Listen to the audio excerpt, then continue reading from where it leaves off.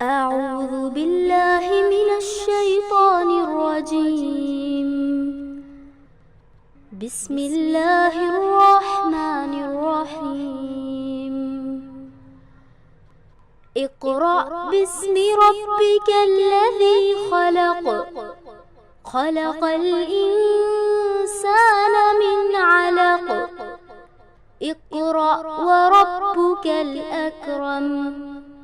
الذي علم بالقلم.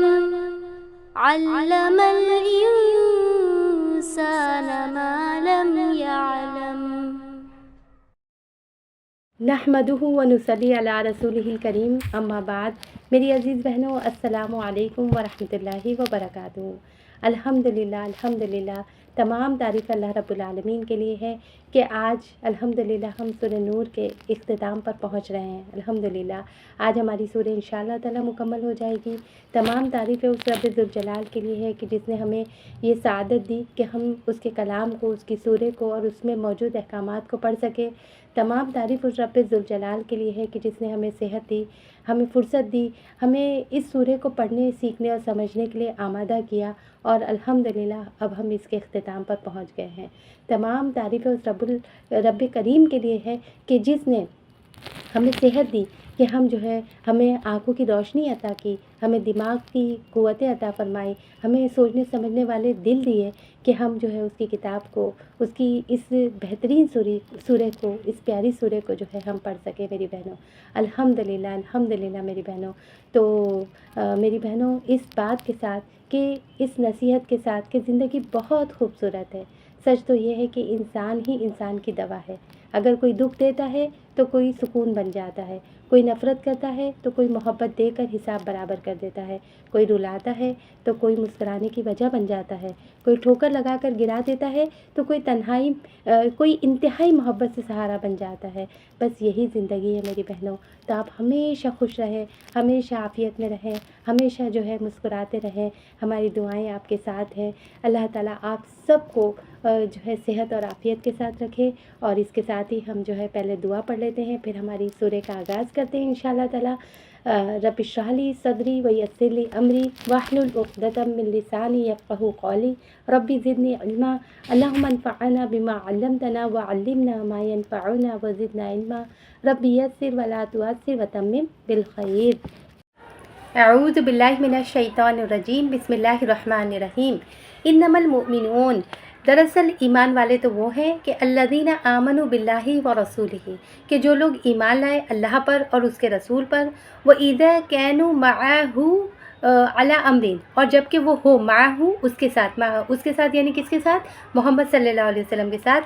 عَلَى أَمْرٍ جَامِعٍ، کسی اجتماعی کام پر. امر مطلب کام، جامعین مطلب اجتماعی کام پر، یعنی سب اکٹھے ہوں. تو لم یذهبوا، تو وہ نہ جائیں. حتی یستأذنوہ، یہاں تک کہ وہ اجازت لے لے اس سے، یعنی اللہ کے رسول صلی اللہ علیہ وسلم سے جب تک اجازت نہ لے لے، اجازت لیے بغیر نہ جائیں. ان الذین یستأذنونک، بے شک وہ لوگ جو اجازت لیتے ہیں آپ سے. اولئک الذین یؤمنون باللہ ورسولہ، اولئک الذین، تو یہی وہ لوگ ہیں جو ایمان رکھتے ہیں اللہ پر اور اس کے رسول پر. فإذا استأذنوک، پھر جب آپ سے وہ اجازت طلب کرے. لبعض شأنہم، لبعض یعنی بعض، شأنہم اپنے کام کے لیے، یعنی اپنے کچھ کام، کسی کام کے لیے اجازت مانگے. تو فأذن لمن شئت، تو تم فأذن، بس تم اجازت دے دو. لمن، جس کو چاہو. شئت، تم جس کو چاہو.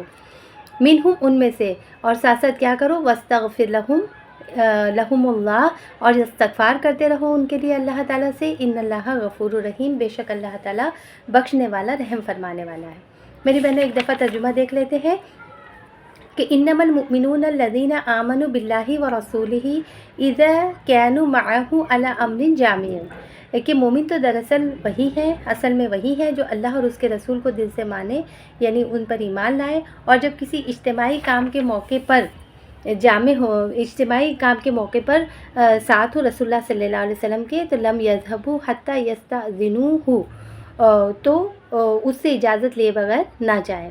ان الذین یستأذنونک اولئک الذین یؤمنون باللہ ورسولہ، جو لوگ تم سے اجازت مانگتے ہیں وہی اللہ اور رسول کے ماننے والے ہیں.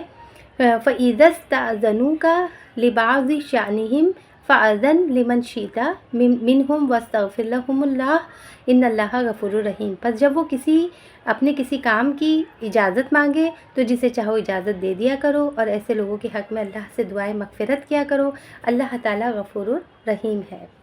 میری بہنوں، دیکھیے کہ پچھلی آیات میں گھروں میں داخل ہونے کے احکامات بتائے گئے ہیں، اور یہاں پر جو ہے کسی محفل سے، کسی اجتماعی کام سے جب انسان رخصت چاہے کسی کام کی وجہ سے، کسی عذر کی وجہ سے، کسی ضرورت کی وجہ سے، تو اس کے بارے میں کیا احکامات ہیں جو ہے وہ یہاں پر بیان ہو رہے ہیں۔ میری بہنوں، دیکھیے کہ اس آیت میں 2 طرح کے حکم دیے گئے ہیں۔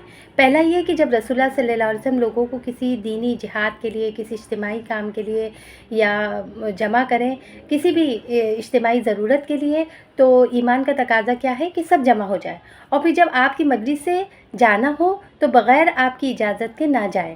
کوئی ضرورت پیش آ جائے تو رسول اللہ صلی اللہ علیہ وسلم سے اجازت حاصل کریں، اور اس میں حضرت صلی اللہ علیہ وسلم کو یہ ہدایت ہے کہ کوئی خاص حرج اور ضرورت نہ ہو تو اجازت دے دیا کریں۔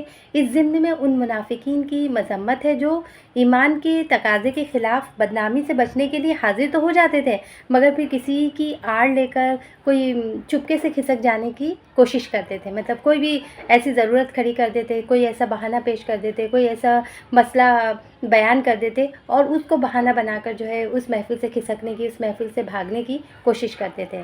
میری بہنوں، اس کے بارے میں آتا ہے کہ یہ آیت جو ہے غزوہ احزاب کے موقع پر نازل ہوئی ہے، جبکہ مشرکین عرب اور دوسری جماعتوں نے مل کر ایک ساتھ جو ہے مدینہ پر حملہ کرنے کا جو ہے ارادہ کیا تھا، اور اللہ کے رسول صلی اللہ علیہ وسلم نے صحابہ کرام سے مشورہ کیا تھا کہ ان کے حملے سے بچنے کے لیے کیا کیا جائے۔ تو حضرت سلمان فارسی نے مشورہ دیا تھا کہ ہم جو ہے فارس میں اس طرح کے حملوں سے بچنے کے لیے خندق کھودا کرتے تھے، تو اللہ کے رسول صلی اللہ علیہ وسلم ہم خندق کھود کر ان کے حملے سے بچ سکتے ہیں، تو اس لیے میری بہنوں خندق کھودی گئی۔ اس سے جہاں جہاد کو یعنی اس کو غزوہ خندق جو ہے اس جنگ کو غزوہ خندق بھی کہا جاتا ہے، اور یہ جو ہے ہوئی تھی شوال 5 ہجری کے اندر۔ میری بہنوں، بہیقی اور ابن اسحاق کی روایت ہے کہ اللہ کے رسول صلی اللہ علیہ وسلم بذات خود تمام صحابہ کے ساتھ خندق کھودنے میں مصروف تھے، مگر منافقین اول تو آنے میں ہی سستی کرتے تھے، پھر اگر آ بھی جاتے تو معمولی سا کام کر لیتے اور پھر چپکے سے غائب ہو جاتے تھے۔ اس کے برخلاف مومنین سب کے سب محنت کے ساتھ کام کر رہے تھے، اور کوئی مجبوری اور ضرورت پیش آتی تو حضرت صلی اللہ علیہ وسلم سے اجازت لے کر جاتے تھے۔ اس پر جو ہے یہ آیت نازل ہوئی۔ تو میری بہنوں، دیکھیے کہ یہ ایک اہم آیت ہے، اور یہ اہم ادب ہم کو یہاں پر بتایا جا رہا ہے میری بہنوں، کہ مثلا لوگ آپ کے ساتھ جو ہے اگر جہاد پہ گئے، جمعہ کا خطبہ ہو رہا ہو، اکٹھے خندق کھود رہے ہو، یا ایسا کوئی بھی کام ہے جو اکٹھے مل کر کرنا ہے، تو اس محفل سے کوئی نکل نہیں سکتا جب تک کہ باقاعدہ طور پہ اجازت نہ لے لے، اور اس کو مطلب اس کو ایمان کا حصہ قرار دیا گیا ہے میری بہنوں یہاں پر۔ یعنی اگر کوئی اجازت مانگے بھی تو ضروری نہیں کہ اللہ کے رسول صلی اللہ علیہ وسلم اسے اجازت دے، بلکہ موقع محل کے حساب سے کیا جانا چاہیے کہ اگر کوئی حرج نہیں ہے تو اجازت دے دی جائے، ورنہ اجازت نہ بھی دی جائے تو اس شخص کو دل میں اپنے کوئی میل نہیں رکھنا چاہیے۔ اور میری بہنوں، دیکھیے کہ اللہ کے رسول صلی اللہ علیہ وسلم سے اللہ تعالیٰ فرما رہے ہیں کہ ان کے لیے مغفرت کی دعا کرو، ہے نا۔ اگر تم ان کے بعض کام کے لیے ان کو اجازت دے بھی دو تو کیا کرو، جب وہ جانے لگے نا تو ان کے لیے اللہ تعالیٰ سے مغفرت چاہو۔ کیوں مغفرت چاہو؟ کیونکہ وہ نیکی کے موقع سے محروم رہ گئے ہے نا، جانے کی وجہ سے۔ جو اجتماعی کاموں میں جتنی نیکیاں ملتی ہے، ظاہر سی بات ہے جب وہ غیر حاضر ہوں گے تو کیا ہوگا کہ جو ہے وہ محروم رہ جائیں گے، اور پھر کجا کے وہ بلا وجہ کا کوئی بہانہ کر دے، بلا وجہ کا کوئی عذر پیش کر دے، بلا وجہ کی کوئی ضرورت کھڑی کر دے، تو پھر تو اور بھی محرومی کی بات ہے، بلکہ انسان گنہگار ہوگا۔ تو ایسا کیوں ہے میری بہنوں؟ میری بہنوں، دیکھیے کہ ایسا اس وجہ سے ہے کہ اجتماعی کاموں میں اگر ایک شخص اپنی ڈیوٹی نہیں کرے گا نا تو سب کو نقصان اٹھانا پڑتا ہے میری بہنوں۔ جیسے جنگ کے موقع پر اگر کوئی ایک غائب ہو جائے تو کیا ہوگا، پھر جو ہے نا یعنی کوئی غائب ہونے لگے، لوگ غائب پہ غائب ہوتے جائیں تو پھر تعداد میں کمی آ جائے گی، اور پھر جنگ ہار بھی سکتا ہے انسان۔ اسی طرح اب جمعہ کے اوقات کی بھی اجازت نہیں تھی میری بہنوں۔ کہ ایسا کیوں تھا میری بہنوں؟ کیونکہ جیسا کہ ایک شخص نکلتا ہے نا تو دوسرا بھی نکلنے کے لیے بے چین ہو جاتا ہے نا۔ ہم دنیاوی کاموں کو دیکھیے کہ ہم کتنی وقت کی پابندی کرتے ہیں نا۔ آپ نے دیکھا ہے کہ اگر جو ہے کوئی انسان کہیں جاب کر رہا ہے، کہیں کام کر رہا ہے، تو ڈیوٹی کر رہا ہے، تو آپ سوچئے کہ اس کو کیا اس طرح سے پرمیشن ہوتی ہے کہ جب چاہے ڈیوٹی پر جائے، جب چاہے نکل جائے؟ बल्कि उसको रुखसत भी चाहिए होती तो उसको बाकायदा एप्लीकेशन देना पड़ती है ना, फिर उसकी छुट्टी मंजूर होती है, फिर वो छुट्टी करता है और बल्कि उसको पे भी नहीं मिलती उसकी। तो दीनी कामों में भी जो है इस बात का बहुत ज़्यादा ख्याल रखने की ज़रूरत है। और मेरी बहनों, अगर ऐसा ना किया जाए, हम इसकी पाबंदी ना करें, तो क्या होगा कि बरकत ख़त्म हो जाती है। हर शख्स की अपनी मनमानी की वजह से जो है ना बरकत ख़त्म हो जाती है। तो इस बात का हमें ख्याल रखना चाहिए। और अल्हम्दुलिल्लाह हम तो क्लास के स्टूडेंट हैं, अल्हम्दुलिल्लाह हम तो कुरान पढ़ते और पढ़ाते और सीखते और सिखाते हैं अल्हम्दुलिल्लाह। तो ये क्लास की भी आदाब में से है मेरी बहनों की, क्लास को भी इतनी अहमियत देनी चाहिए जितनी कि हम छुट्टी करने की बिला वजह छुट्टी ना करें, बिला वजह रुखसत तलब ना करें, बिला वजह बस दिल नहीं चाह रहा, नींद आ रही, सोने की वजह से जो है क्लास से गायब है, हम बाद में सुन लेंगे, बाद में किसी से पूछ लेंगे, बाद में किसी से समझ लेंगे। लेकिन याद रखिए, जो इंसान वक्त पे मौजूद रहता है वो एक इज्तिमाई काम में मौजूद रहता है। उसमें देखिए ऐसी महफ़िलों को जहाँ इंसान इकट्ठे क्लास में मौजूद हो और सारे लोग जो है कुरान खोले, जो है कुरान का दर्स सुन रहे हो, समझ रहे हो, तो फिर क्या होता है मेरी बहनों, वो हदीस आपने पढ़ी है ना, हदीस सुनिए ना कि ऐसी महफ़िलों को क्या होता है कि फ़रिश्ते घेर लेते हैं, है ना। आप देखिए कि क्या है वो हदीस के अंदर कि अल्लाह ताला के कुछ फ़रिश्ते ज़मीन में घूमते फिरते रहते हैं जो ज़िक्र करने वालों को तलाश करते हैं। जब वो ऐसे लोगों को पा लेते हैं जो अल्लाह का ज़िक्र कर रहे होते हैं तो एक दूसरे से कहते हैं कि आओ, जो तुम ढूंढ रहे थे ना वो यही है। मतलब सबको इकट्ठा कर लेते हैं, सबको बुलवा लेते हैं, फिर वो उन लोगों को अपने परों से घेर लेते हैं, यहाँ तक कि आसमान दुनिया तक पहुँच जाते हैं मेरी बहनों। फिर वो फ़रिश्ते अपने रब के पास जाते हैं, हालांकि अल्लाह ताला उनसे ज़्यादा जानने वाला है। तो अल्लाह ताला इनसे पूछता है, मेरे बंदे क्या कह रहे थे? तो वो कहते हैं, वो तेरी तस्बीह, तेरी तकबीर, तेरी तहमीद बयान कर रहे थे। तो अल्लाह ताला फरमाता है, क्या उन्होंने मुझे देखा है? वो कहते हैं कि नहीं अल्लाह की कसम उन्होंने तुझे नहीं देखा। अल्लाह ताला फरमाता है कि अगर वो मुझे देख लेते तो क्या हाल होता? तो कहते हैं, अगर तुझे देख लेते ना तो और ज़्यादा इबादत करते, तेरी और ज़्यादा तस्बीह करते, तेरी और ज़्यादा तमजीद करते। तो अल्लाह ताला फरमाते हैं कि मुझसे क्या मांग रहे थे? तो वो कहते हैं, वो तुझसे जन्नत मांग रहे थे। तो अल्लाह ताला फरमाता है, क्या उन्होंने उसे देखा है? वो कहते हैं कि नहीं अल्लाह की कसम उन्होंने उसे नहीं देखा। तो अल्लाह ताला फरमाता है कि अगर वो उसे देख लेते तो क्या करते? तो वो कहते हैं, अगर वो उसे देख लेते तो और ज़्यादा कोशिश करते, और ज़्यादा रग़बत रखते, और ज़्यादा मेहनत करते। तो अल्लाह ताला फरमाता है, तो वो किस चीज़ की से पनाह चाह रहे थे? वो कहते हैं दोज़ख से पनाह तलब कर रहे थे। तो अल्लाह ताला फरमाता है, क्या उन्होंने उसे देखा है? तो वो कहते हैं कि नहीं अल्लाह की कसम उन्होंने उसे नहीं देखा। अल्लाह ताला फरमाता है, अगर वो उसे देख लेते तो क्या करते? तो वो कहते हैं कि अगर वो उसे देख लेते तो और ज़्यादा उससे बचने की कोशिश करते और इससे ज़्यादा बढ़कर वो पनाह मांगते। तो अल्लाह ताला फरमाता है, मैं तुम्हें गवाह बनाता हूँ कि मैंने इन सब को बख्श दिया। तो एक फ़रिश्ता अर्ज़ करता है, रब इनमें एक शख्स तो ऐसा भी है जो इनमें से नहीं बल्कि किसी काम से वहाँ आया था। तो बोलते ना, रास्ता गुज़रते हुए बस ऐसे ही आकर मजलिस में बैठ गया था। तो अल्लाह ताला फरमाता है कि ये वो कौम है कि जिसके साथ बैठने वाला भी बदबख्त नहीं रहता। ऐ मेरे फ़रिश्तों, तुम गवाह रहना, मैंने उन सब को बख्श दिया। तो मेरी बहनों सुभान अल्लाह, मतलब ऐसी महफ़िलों की, ऐसी मजलिसों की कितनी ज़्यादा फ़जीलत है मेरी बहनों। और हम जो है इतनी फ़जीलत होने के बावजूद हम उस पर तवज्जो नहीं करते और छोटी छोटी मामूली बातों पर जो है रुखसत तलब करने की कोशिश करते हैं। और आप देखिए कि अक्सर हम अपने आप का मुहासिबा करें कि हम जो रुखसत तलब करते हैं वो अक्सर हमारी दीनी कामों के वक्त ही होती है। दुनियावी कामों में हमारे कोई हर्ज नहीं होता, कोई मसला नहीं होता, कोई मुश्किल पेश नहीं आती, हम उसको बड़ी तवज्जो के साथ, बड़ी दिल जमाई के साथ करते हैं। लेकिन जब इस तरह की मजलिसें, महफ़िलें, इस तरह के दीनी काम, इज्तिमाई काम होते हैं तो फिर जो है इंसान रुखसत तलब करने लगता है। शैतान उसे बहकाता है कि ये बहाना कर दो, वो बहाना कर दो, ये उज़्र पेश कर दो, वो उज़्र पेश कर दो और रुखसत ले लो। तुम्हारे एक के नहीं रहने से क्या होगा? आप सोचिएगा, अगर हर इंसान ये सोचेगा कि मेरे एक के रहने से क्या होगा, मतलब मैं एक नहीं रहूँगी तो क्या फ़र्क पड़ जाने वाला है, हर इंसान ये सोचेगा, तो मेरी बहनों अल्लाह के दीन का काम फिर किस तरीके से होगा, है ना? किस तरीके से ये दीन फैलेगा, किस तरीके से ये दीन आम होगा। मेरी बहनों, हमको हर एक को ये सोचना चाहिए, हर एक को ये दिल में ख़याल आना चाहिए कि ये मेरा करने का काम है, मुझे इसे करना है, मुझे इसमें शामिल होना है, मुझे इसकी खैर व बरकत समेटनी है। और ये तो बहुत अच्छी बात है कि अगर लोग मेरा साथ दे रहे हैं तो यानी वो मेरे काम में मेरी मदद कर रहे हैं। मेरी बहनों, हर बंदा, हर इंसान ये सोचे तो फिर क्या ही बात हो जाएगी, है ना।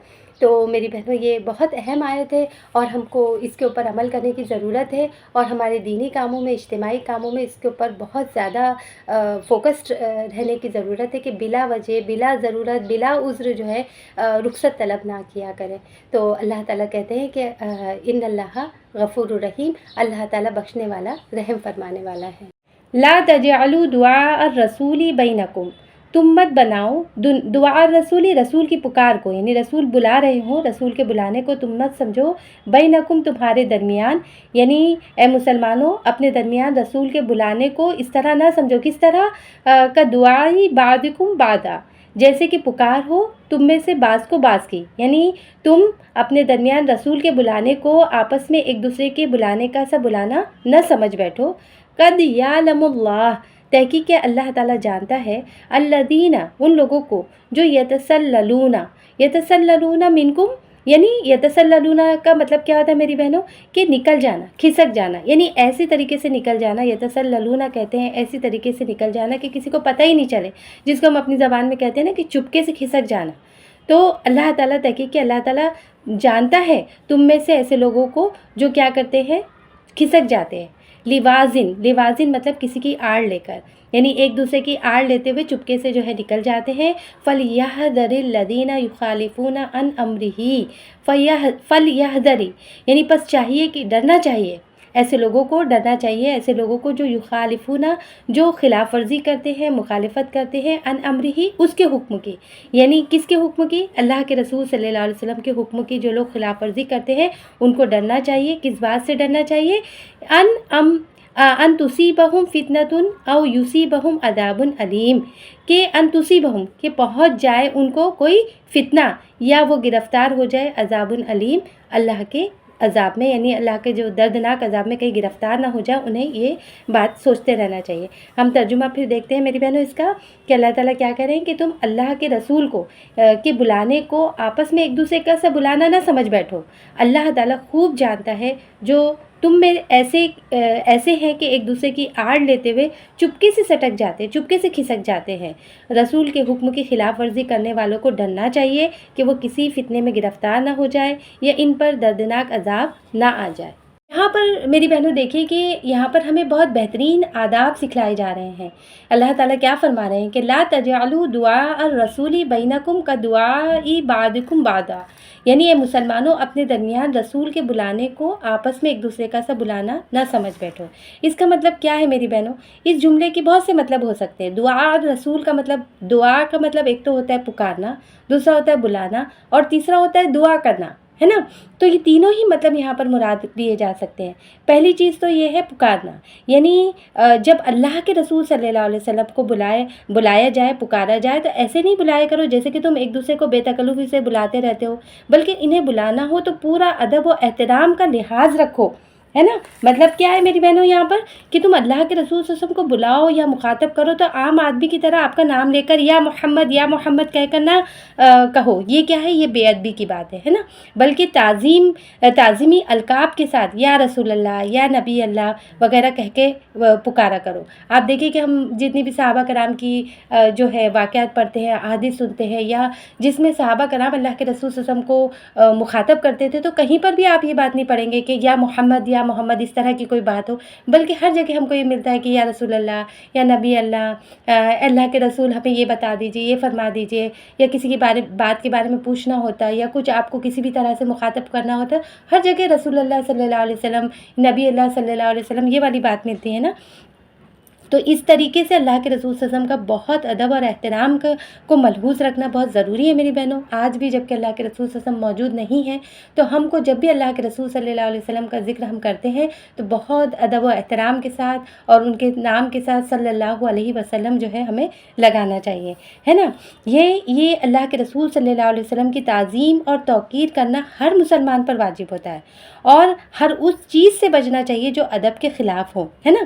اور پھر یہ یہ حکم دیکھیے، آپ دیکھیے سورہ حجرات میں بھی آپ نے اس طرح کے حکم پڑھے ہوں گے، آپ کی سورہ حجرات ہو چکی ہے، وہاں پہ اللہ تعالیٰ کیا فرما رہے ہیں کہ لا تجہروا لہ بالقول کجہر بعضکم لبعض، یعنی جب نبی صلی اللہ علیہ وسلم سے بات کرو تو ادب کی رعایت رکھو، ضرورت سے زیادہ اونچی آواز میں باتیں نہ کیا کرو جیسے کہ لوگ آپس میں ایک دوسرے سے کرتے ہیں۔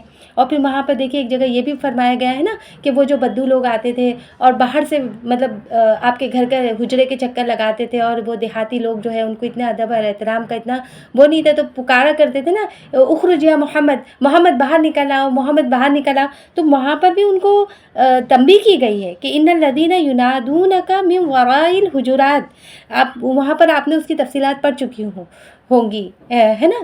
تو بولنے کا مطلب یہ ہے کہ بہت ادب، احترام اور تعظیم کے ساتھ اللہ کے رسول صلی اللہ علیہ وسلم کو مخاطب کرنا چاہیے، یہ تو ایک مطلب ہوا۔ اور دوسرا مطلب کیا ہے کہ جب اللہ کے رسول صلی اللہ علیہ وسلم بلا رہے ہو نا، یعنی اللہ کے رسول صلی اللہ علیہ وسلم پکار رہے ہو، تو اس کو بھی عام آدمی کا بلانا نہیں سمجھے کہ جیسے کوئی اور بلاتا تو ہم ٹال مٹول سے کام لیتے ہیں، یا ہم جانے میں تھوڑی سی دیری کر دیتے، اپنے کام کمپلیٹ کرتے پھر جاتے، اس طرح کا معاملہ نہیں ہونا چاہیے۔ اللہ کے رسول صلی اللہ علیہ وسلم نے پکارا تو فوراً ہی انسان کو حاضر ہو جانا چاہیے، یعنی رسول اگر تمہیں بلائے اور تم نہ جاؤ یا دل میں ذرا سی بھی تنگی محسوس کرو تو انسان کے ایمان کو خطرہ ہے میری بہنوں، ہے نا۔ اس کے بارے میں ایک حدیث بھی ہمیں ملتی ہے کہ حضرت سعید بن معلا رضی اللہ تعالیٰ عنہ کہتے ہیں کہ میں نماز پڑھ رہا تھا اور آپ صلی اللہ علیہ وسلم میرے سامنے سے گزرے اور مجھے بلایا، میں نماز پڑھ کر پورا فارغ ہونے کے بعد جو ہے میں پہنچا تو مجھے فرمایا کہ تم میرے بلانے پر کیوں نہ آئے، کیا تم نے اللہ کا یہ فرمان نہیں سنا کہ یا ایھا الذین آمنوا استجیبوا للہ وللرسول اذا دعاکم۔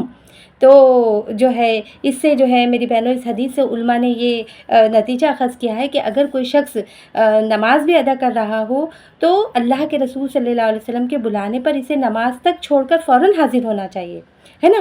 پھر اسی طرح میری بہنوں دیکھیے کہ اس کا تیسرا مطلب دعا کا ایک تو مطلب ہوتا ہے کہ ہم رسول اللہ صلی اللہ علیہ وسلم کو پکار رہے ہیں یا رسول اللہ ہم کو پکار رہے ہیں، اور تیسرا مطلب ہوتا ہے دعا رسول سے مطلب اللہ کے رسول صلی اللہ علیہ وسلم کی دعا کو عام آدمیوں کی دعا کی طرح نہ سمجھو، ہے نا۔ یعنی دعا کرنا،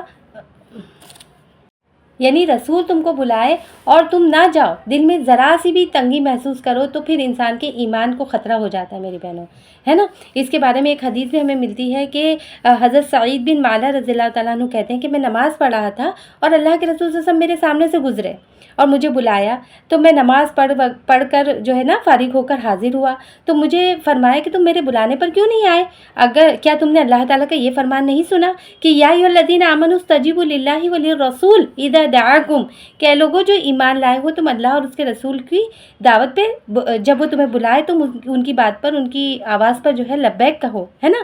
تو اس حدیث سے علماء نے یہ نتیجہ اخذ کیا میری بہنوں کہ اگر کوئی شخص نماز بھی ادا کر رہا ہو اور اللہ کے رسول صلی اللہ علیہ وسلم کے بلانے پر اسے نماز تک چھوڑ کر فوراً حاضر ہو جانا چاہیے، ہے نا۔ تو اس سے کیا پتہ چلتا ہے، ایک تو ہم اللہ کے رسول صلی اللہ علیہ وسلم کو مخاطب کر رہے ہوں تب بھی ادب اور احترام کا لحاظ رکھیں، اللہ کے رسول صلی اللہ علیہ وسلم کسی کو پکار رہے ہو تب بھی اس کو ادب اور احترام کا لحاظ رکھتے ہوئے فوراً حاضر ہو جانا چاہیے۔ اور اس کے بارے میں ایک بڑی دلچسپ بات حضرت عباس رضی اللہ تعالیٰ عنہ کی ملتی ہے کہ جو اللہ کے رسول صلی اللہ علیہ وسلم کے چچا تھے، ہے نا، لیکن وہ بھی جو ہے نا اللہ کے رسول صلی اللہ علیہ وسلم کو جب پکارتے تھے، مخاطب کرتے تھے، حالانکہ اللہ کے رسول بھتیجے تھے، نام لے سکتے تھے، لیکن وہ بھی کیا کہتے تھے، یا رسول اللہ کہہ کر پکارا کرتے تھے۔ تو کسی نے پوچھا کہ آپ بڑے ہیں یا رسول اللہ صلی اللہ علیہ وسلم بڑے ہیں، یعنی عمر میں کون بڑا ہے جو آپ اتنے ادب احترام سے مطلب پکارتے ہیں؟ تو وہ کہنے لگے کہ عمر میں بڑا ہوں اور مرتبے میں رسول اللہ صلی اللہ علیہ وسلم بڑے ہیں، ہے نا۔ تو یعنی آپ کے چچا ہونے کی حیثیت ہونے کے باوجود جو ہے اتنا احترام سے پکارا کرتے تھے۔ پھر میری بہنوں تیسرا مطلب بھی یہاں پر نکلتا ہے کہ ایک تو یہ کہ رسول اللہ صلی اللہ علیہ وسلم کسی کو پکارے یا کوئی رسول اللہ کو پکارے، اور تیسری چیز یہ ہے کہ دعا رسول کا مطلب یہ بھی ہے کہ رسول اللہ صلی اللہ علیہ وسلم کا دعا کرنا، یعنی آپ کا دعا کرنا عام آدمیوں کی سی دعا نہ سمجھو، اس لیے کہ رسول اللہ صلی اللہ علیہ وسلم کی دعا بھی قبول ہوتی ہے اور بد دعا بھی، اس لیے اگر خوش ہو کر تمہیں دعائیں دے تو اس سے بڑھ کر کوئی نعمت نہیں، اور اگر ناراض ہو کر بد دعا دے دینا تو اس سے بڑھ کر کوئی بد نصیبی نہیں میری بہنوں۔ اس لیے آپ کی بولتے نا آپ کی دعا کا حریص انسان کو ہونا چاہیے۔ اور آپ نے دیکھیے میری بہنوں، ہم اللہ کے رسول صلی اللہ علیہ وسلم کی سیرت کا مطالعہ کرتے ہیں تو ہمیں پتہ چلتا ہے کہ بہت سارے لوگوں کو اللہ کے رسول صلی اللہ علیہ وسلم وسلم نے دعائیں دی تھی، اور بعد میں ان کی سیرت سے کہ ان اصحاب کی سیرت کے مطالعے سے پتہ چلتا ہے کہ وہ دعائیں بھی اللہ کے رسول صلی اللہ علیہ وسلم کی قبول ہوئی۔ یعنی آپ کی دعا دینا یعنی انسان کے لیے بہت بڑی سعادت کی بات ہے کہ وہ دعا کی قبولیت کی اسے پوری امید ہو جاتی ہے نا۔ اسی طرح بد دعا کی بھی آپ دیکھیے، آپ کو میں 2-4 مثالیں دیتی ہوں، جیسے کہ اللہ کے رسول صلی اللہ علیہ وسلم نے حضرت انس رضی اللہ تعالیٰ عنہ کو لمبی عمر اور مال اور اولاد میں برکت کی دعا دی تھی، اور وہ قبول ہوئی الحمدللہ۔ حضرت انس کو اللہ تعالیٰ نے بہت نوازا تھا۔ پھر آپ دیکھیے حضرت ابو ہریرہ کو ایسی دعا دی تھی کہ علم کبھی نہ بھولے، یعنی کبھی حافظے کی دعا دی تھی، اس لیے وہ کہتے ہیں کہ مجھے کبھی کچھ بھی نہیں بھولا۔ اور آپ دیکھیے کہ حضرت ابو ہریرہ رضی اللہ تعالیٰ عنہ سے کتنی ساری احادیث جو ہے مروی ہیں میری بہنوں۔ پھر اسی طرح جو ہے نا، ایک عورت جو ہے، ایک سیاہ فام عورت جو ہے، کالی عورت اللہ کے رسول صلی اللہ علیہ وسلم کے پاس آئی، جس کو مرگی کے دورے پڑتے تھے، اس کو نا ایپیلیپسی جو فٹس آتے وہ ہوتا تھا، تو وہ آپ کے پاس آئی اور کہنے لگی اللہ کے رسول صلی اللہ علیہ وسلم میرے لیے دعا کر دیجئے۔ تو آپ صلی اللہ علیہ وسلم نے فرمایا کہ اگر تم صبر کرو تو اچھا ہے، کیونکہ اس کا بدلہ جو ہے جنت ہے، یا تم کہو تو میں دعا کر دوں تمہارے لیے۔ یعنی کتنی پیاری بات اللہ کے رسول صلی اللہ علیہ وسلم نے فرمائی کہ اے خاتون، اگر تم چاہو تو میں دعا کر دیتا ہوں، اللہ تمہیں ٹھیک کر دے گا، یا تم اس بیماری پہ تم صبر کرو اور اس کے بدلے اللہ تعالیٰ تمہیں جنت عطا فرمائے گا، سبحان اللہ۔ تو اس نے کہا کہ بس اتنی دعا کر دے کہ میرا ستر نہ کھلے، کیونکہ جب مجھے دورہ پڑتا ہے تو جو ہے اس کا جو ہے نا ستر کھل جاتا تھا، ہوش نہیں رہتا تھا نا اس کو، تو ستر کھلنے کے امکانات بہت ہوتے تھے۔ تو اللہ کے رسول صلی اللہ علیہ وسلم نے پھر اس کے لیے دعا کی اور اس کا ستر کبھی نہیں کھلا میری بہنوں، ہے نا۔ اسی طرح سے آپ دیکھیے حضرت عمر رضی اللہ تعالیٰ عنہ کے قبول اسلام کے لیے آپ نے دعا کی تھی نا کہ اللہ تعالیٰ عمر بن خطاب اور عمر بن ہشام میں سے اللہ جو تیرے نزدیک پسندیدہ ہے اللہ تعالیٰ اسے ہدایت دے دے۔ اور دیکھیے عمر بن خطاب رضی اللہ تعالیٰ عنہ کو اللہ تعالیٰ نے ہدایت دے دی تھی۔ پھر اسی طرح آپ دیکھیے کہ حضرت ابن عباس رضی اللہ تعالیٰ عنہ کے لیے دعا کی تھی کہ قرآن کا فہم آپ کو عطا، ہے نا۔ تو آپ دیکھیں کہ کیسے وہ بہترین مفسر قرآن بنے۔ پھر ام حرام رضی اللہ تعالیٰ عنہ کا بھی آتا ہے کہ جب آپ ان کے گھر میں تھے اور خواب دیکھا کہ ایک لشکر پانی پر سفر کر کے جہاد کے لیے جا رہا ہے، تو ان کو جب پتہ چلا کہ اللہ کے رسول صلی اللہ علیہ وسلم نے خواب میں یہ بات دیکھی، تو انہوں نے کہا کہ اللہ کے رسول میرے لیے دعا کر دیجئے کہ میں بھی انہی میں سے شامل ہو جاؤں۔ تو پھر اللہ کے رسول صلی اللہ علیہ وسلم نے دعا کی، اور پھر کہا کہ شہادت کی بھی دعا کر دیجئے۔ تو آپ نے دعا کی، اور انہوں نے جو ہے دیکھی کہ ان کی سیرت سے پتہ چلتا ہے کہ وہ اس لشکر میں شامل ہوئی اور جو ہے انہوں نے شہادت پائی۔ اسی طرح سے میری بہنوں دعا کے ساتھ ساتھ بد دعا بھی بہت زیادہ اہم ہے اللہ کے رسول صلی اللہ علیہ وسلم کی۔ آپ نے جس کے لیے بھی جو بد دعا کے الفاظ بھی کہے وہ بھی ہو بہو پوری ہوئی۔ آپ دیکھیے کہ ابو لہب کا بیٹا ہے نا، آپ ابو لہب کے بیٹے کو آپ نے بد دعا دی تھی کہ اللہ تعالیٰ اپنے کتوں میں سے ایک کتا تجھ پہ مسلط کرے۔ اب یہ بات جو ہے ابو لہب بھی سنا ہوا تھا۔ ابو لہب چاہے جتنی بھی اللہ کے رسول صلی اللہ علیہ وسلم کی مخالفت کر لے، اس کے دل میں کہیں نہ کہیں یہ بات ہے کہ محمد نے یہ کہا ہے، اس کا مطلب یہ ہوگا ضرور۔ تو ایک دفعہ وہ جو ہے کسی سفر پہ گئے، اور وہ سفر پہ وہ تجارتی قافلوں کے ساتھ، اب وہ جو ایک جگہ پڑاؤ کیا اس قافلے نے، تو وہاں پہ مقامی لوگوں نے بتایا کہ رات کے وقت تو یہاں درندے آتے ہیں جو چیر پھاڑ کرتے ہیں۔ تو اس کو اللہ کے رسول صلی اللہ علیہ وسلم کی کہیں بھی باتیں یاد آئی، اور اس نے کیا کیا، اپنے بیٹے کو بالکل بیچ میں سلایا، آس پاس جو ہے نا گاڑیوں کا جو ہے نا گھوڑے گاڑیاں یا جو بھی قسم کی وہاں سواریاں تھی، وہ سواریوں کو بٹھایا، اور پھر جو ہے لوگوں کو سلایا، مطلب سب کے بیچوں بیچ اس کو سلایا، تاکہ اگر کوئی شیر یا کوئی درندہ آئے بھی تو پہلے دوسرے لوگوں پر حملہ کرے، تب تک میرا بیٹا ہوشیار ہو جائے، کیونکہ کہا کہ مجھے ہے نا محمد کی بد دعا کا خوف ہے۔ لیکن میری بہنوں کیا ہوا، رات کے وقت ایک شیر پھلانگتا ہوا آیا اور اس کو چیر پھاڑ کر دیا۔ یعنی اللہ کے رسول صلی اللہ علیہ وسلم کی بات دیکھیں ہو بہو پوری ہوئی۔ پھر اسی طرح سے ایک شخص جو ہے کھانا کھا رہا تھا، یعنی بائیں ہاتھ سے کھانا کھا رہا تھا، تو آپ نے اس سے کہا کہ سیدھے ہاتھ سے کھاؤ، تو اس نے کہا کہ نہیں میں سیدھے ہاتھ سے نہیں کھا سکتا۔ تو اللہ کے رسول صلی اللہ علیہ وسلم نے کہا کہ تم کبھی نہ کھا سکو، اور پھر وہ اپنا ہاتھ زندگی میں کبھی اٹھا نہیں سکا میری بہنوں۔ تو یہ جو چیز ہے نا کہ اللہ کے رسول صلی اللہ علیہ وسلم کی دعا جتنی اہمیت رکھتی تھی، اتنی بد دعا بھی جو ہے انسان کی سب سے بڑی بدبختی کی بات تھی، کیونکہ وہ پوری ہو جاتی تھی۔ اسی طرح اللہ کے رسول صلی اللہ علیہ وسلم نے اپنی امت کے لیے بھی دعا کی میری بہنوں، کہ اپنی امت کے لیے بھی کچھ دعائیں کی۔ کیا کی کہ اللہ تعالیٰ میری امت کی صبح میں برکت ڈال دے، صبح کا نہ سونا اور کام شروع کرنا، اور اگر اس کو وقت پر کام کرنا ہے تو اس کے وقت میں جو ہے بہت برکت ہوتی ہے میری بہنوں. آپ سب بھی یہ چیز محسوس کرتے ہوں گے کہ صبح اگر فجر بعد ہم کوئی کام شروع کرتے تو کتنی جلدی وہ کام مکمل ہو جاتا ہے، کمپلیٹ ہو جاتا ہے. اگر صبح کا وقت نکل گیا، انسان 9 بجے تک سو رہا ہے، 8 بجے تک سو رہا ہے اور اس کے بعد جو ہے کام شروع کرتا ہے تو پھر وہ دن بھر ایسا چلتا ہے، ایسا لگتا ہے کہ پورے کام چلتے رہتے ہیں. تو جو بھی کام کرنا ہو نا تو صبح کے وقت میں برکت ہوتی ہے، بہت آسانیاں ہوتی ہیں میری بہنوں. اسی طرح اللہ کے رسول صلی اللہ علیہ وسلم نے یہ بھی دعا کی تھی کہ اللہ تعالیٰ اس شخص کو تر و تازہ رکھے جس نے میری کوئی بات سنی اور اس کو یاد کیا اور اسے آگے تک پہنچایا. سبحان اللہ. مطلب یہ کتنی بڑی سعادت کی بات ہے کہ اللہ کے رسول صلی اللہ علیہ وسلم کی احادیث انسان یاد کرے، اس کو سنے، اس کو یاد کرے، اس کو آگے پہنچائے. تو اللہ کے رسول صلی اللہ علیہ وسلم نے کتنی پیاری دعا دی ہے کہ اللہ تعالیٰ اس کے چہرے کو تر و تازہ رکھے. اللہ تعالیٰ ہمیں ان لوگوں میں شامل فرمائے. آمین یا رب العالمین. آیت کے اگلے حصے میں اللہ تعالیٰ فرما رہے ہیں کہ اللہ تعالیٰ ان کو خوب جانتا ہے جو تم میں سے ایسے ہیں کہ ایک دوسرے کی آڑ لیتے ہوئے چپکے سے سٹک جاتے ہیں. اور اللہ کے رسول صلی اللہ علیہ وسلم کے حکم کی خلاف ورزی کرنے والوں کو ڈرنا چاہیے کہ وہ کسی فتنے میں گرفتار نہ ہو جائے یا ان پہ دردناک عذاب نہ آ جائے. میری بہنوں اس کے بارے میں یہ دیکھیے کہ ہوتا کیا تھا کہ اللہ کے رسول صلی اللہ علیہ وسلم کے اوپر جب وحی نازل ہوتی تھی اور نماز کے اوقات کے علاوہ جو ہے لوگوں کو انفارم کرنا ہوتا تھا، لوگوں کو بتانا ضروری ہوتا تھا، تو اللہ کے رسول صلی اللہ علیہ وسلم جو ہے مسجد نبوی میں اذان کہہ کے مسلمانوں کو بلا لیا جاتا تھا. یعنی اذان کے اوقات نہ بھی ہوتے اور کچھ اہم بات ہوتی تو پکار لگائی جاتی جس سے تمام مسلمان اکٹھے ہوتے اور آپ ان کو وحی سناتے تھے، خطبہ ارشاد فرماتے تھے. اور حالت حاضرات سے متعلق بعض دفعہ مشورے بھی کرنا مقصود ہوتے تھے اور بعض دفعہ اللہ کے حکم کی، اللہ کے احکام کی فوری طور پہ جو ہے اشاعت اور فوری طور پہ لاگو کرنا بھی ضروری ہوتا تھا.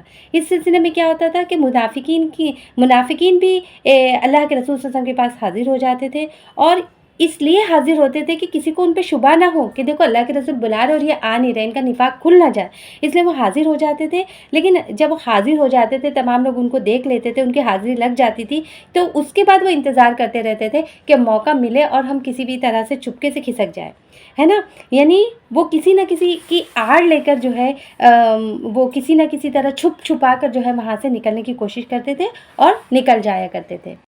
الا ان للہ ما فی السماوات والارض. اللہ سن لو، خبردار ہو جاؤ، آگاہ ہو جاؤ کہ ان للہ بے شک اللہ ہی کے لیے ہے، ما فی السماوات والارض جو کچھ بھی آسمانوں میں ہے اور زمین میں. قد یعلم ما انتم علیہ، قد تحقیق کے، یعلم وہ جانتا ہے، ما انتم علیہ جس پر تم ہو، یعنی جس روش پر بھی تم ہو اللہ تعالیٰ اسے خوب جانتا ہے. وہ یوم یرجعون، اور وہ خوب جانتا ہے اور جس روز یرجعون وہ پلٹائے جائیں گے الیہ اس کی طرف، یعنی اللہ تعالیٰ کی طرف لوگ پلٹائے جائیں گے. فینبئہم پس وہ بتلا دے گا ان کو، بما عملوا جو کچھ بھی انہوں نے کیا ہے، یعنی انہیں بتا دے گا کہ وہ کیا کچھ کر کے آئے ہیں. واللہ بکل شیء علیم، اور اللہ تعالیٰ ہر چیز کو جاننے والا ہے. میری بہنوں دیکھیے کہ یہاں پر اس سورہ کا اختتام کتنی پیاری آیت سے ہو رہا ہے. اللہ تعالیٰ سب سے پہلے تو فرما رہے ہیں کہ سب کچھ اللہ کا ہی ہے، جو کچھ بھی آسمانوں میں ہے اور جو کچھ بھی زمین میں وہ سب کا سب اللہ کے لیے ہے. آسمانوں میں کیا کچھ ہے اور زمین کی تہوں میں کیا کچھ چھپا ہوا ہے، اور آسمانوں اور زمین کے درمیان اللہ تعالیٰ کی کتنی وسعت ہے، کتنی بڑی ملکیت ہے، کتنی بڑی بادشاہت ہے، کتنا بڑا اللہ تعالیٰ کا نظام ہے، یہ اللہ رب العالمین کے سوا کوئی نہیں جانتا ہے نا. تو اللہ تعالیٰ کہہ رہے ہیں سب کچھ اللہ تعالیٰ کے لیے. پھر اللہ تعالیٰ کہہ رہے ہیں کہ جس روش پہ بھی تم قائم ہو اللہ تعالیٰ اس کو بھی جانتا ہے. یعنی اتنے سارے احکامات بیان کرنے کے بعد اللہ تعالیٰ کہہ رہا ہے کہ میں تمہارے اعمال سے، افعال اور اعمال تو درکنار، تمہارے دلوں میں اٹھنے والے خیالات تک سے واقف ہوں، اور پھر جو ہے ان خیالات کے حساب سے اللہ تعالیٰ جزا و سزا دینے پر بھی قادر ہے. اور اللہ تعالیٰ کہہ رہے ہیں کہ قیامت کے دن وہ سب کو اپنے حضور اکٹھا کریں گے اور ان کے کرتوت انہیں بتا دیں گے اور اس کے مطابق انہیں یا تو جزا ملے گی یا تو سزا ملے گی، ہے نا میری بہنوں. یعنی یہاں پر کتنی بڑی بات بیان کی گئی ہے کہ بسا اوقات یہ اعمال جو بھی بیان کیے گئے ہیں یہاں پہ، جو بھی کرنے کے ہم کو احکامات دیے گئے ہیں، انسان بظاہر سب کے سامنے وہ سارے کام کر لیتا ہے نا، دکھاوے کے لیے، ریاکاری کے طور پر، اور اپنی تنہائی میں جو ہے وہ الگ اعمال کرتا ہے، لوگوں کے سامنے کچھ اور کرتا ہے، اپنی جو سب لوگوں سے دور ہوتا ہے، اکیلے میں ہوتا ہے، تنہائی میں ہوتا ہے تو اس کے عمل مختلف ہوتے ہیں. تو یہ ساری چیزیں لوگ نہیں جانتے، بہت سارے لوگوں کو ہم نہیں جانتے، بظاہر وہ بہت ہی نیک اور پارسا نظر آتے ہیں، لیکن ان کی خلوتیں کیسی ہیں، ان کی تنہائیاں کیسی ہیں، ان کے معاملات کیسے ہیں، ان کے اللہ تعالیٰ سے تعلقات کیسے ہیں، اللہ تعالیٰ سب کو جانتا ہے. اور اللہ تعالیٰ کہہ رہا ہے کہ سب کو اسی کی طرف پلٹنا ہے، اور پھر اللہ تعالیٰ بتا دے گا کہ وہ کیا کچھ کر آئے ہیں میری بہنوں، ہے نا۔ تو اس سے کیا پتہ چلتا ہے میری بہنوں کہ موت اختتام نہیں ہے بلکہ ایک سفر ہے اس جہاں سے اس جہاں میں جانے کا، وہ جہاں اس دنیا کی ساری مسلسل کا خوبصورت بدلہ ملنا ہے، یا تو اچھا بدلہ ملنا ہے یا تو برا بدلہ ملنا ہے، نیکیوں کی جزا ملنی ہے یا پھر سزا ملنی ہے، اپنے رب کو پورا وعدوں کو پورا ہوتے ہوئے دیکھنا ہے میری بہنوں۔ تو یہ زندگی بظاہر جو ہے اس کی کوئی قیمت نہیں ہے، کوئی حیثیت نہیں ہے، کوئی وقت نہیں ہے، یہ دنیا بالکل بھی مچھر کے پر کے برابر بھی حیثیت نہیں رکھتی، لیکن دوسری طرف سے دیکھا جائے تو یہی دنیا ہے کہ اس کے اندر عمل کر کے اسی دنیا کے اندر انسان اپنے رب کو راضی کر کے جو ہے جنت پا سکتا ہے۔ یہی وہ دنیا ہے جس پر اس کے آخرت کے گھر اور آخرت کی زندگی کا دار و مدار ہے میری بہنوں۔ تو بس اللہ تعالیٰ سے اس دعا کے ساتھ کہ اللہ تعالیٰ ہم نے جتنے بھی احکامات اس کے اندر پڑھے ہیں اور پورے قرآن میں جو احکامات اللہ تعالیٰ کے پھیلے ہوئے ہیں، اللہ تعالیٰ نے ہمیں کرنے کا حکم دیا ہے اور بعض چیزوں کو کرنے سے منع کیا ہے، تو اللہ تعالیٰ ہمیں ان سب پر عمل کرنے کی توفیق عطا فرمائے،